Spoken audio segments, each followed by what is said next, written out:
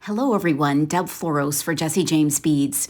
The Society Papers Collection from Jesse James Beads is unbelievable. The strands are so artfully curated. The stone strands are so beautiful and complementary, and there are so many focal beads and chain. Oh my gosh, so many beautiful things to work with. So I decided to make a Kate choker necklace, and this is so elegant and regal and so Regency. So I have some gold tone necklace memory wire, and I'm adding some good luck lavender seed beads from the Jesse James Beads seed bead collection. And I'm taking some of the beads from that Kate strand and starting to add them on. So using some of the gold and some of the different textures and colorway tones, and really creating a fun cascade of beads that will go around the neck. So I'm even throwing in a couple of those stone beads. I originally intended to use a lot of them, but I really just wanted to make this simple and elegant. Then I grabbed some of this tiny chain.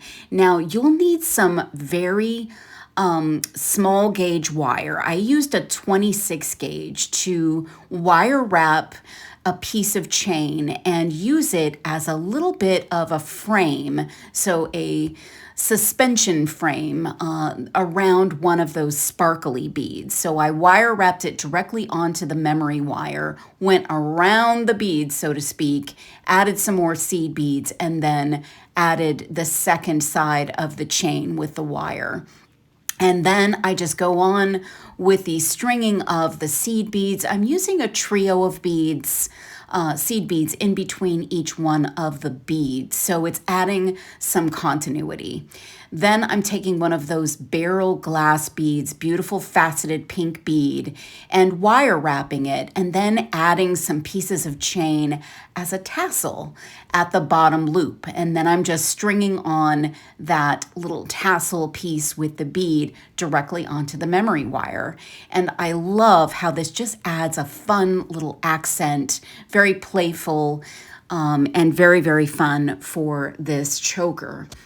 So this choker is about 1.5 rounds of the memory wire, and you'll want to glue on some bead ends. So I used the small sparkly beads and some E6000 and glued one on each end to give it a little bit of a finished look.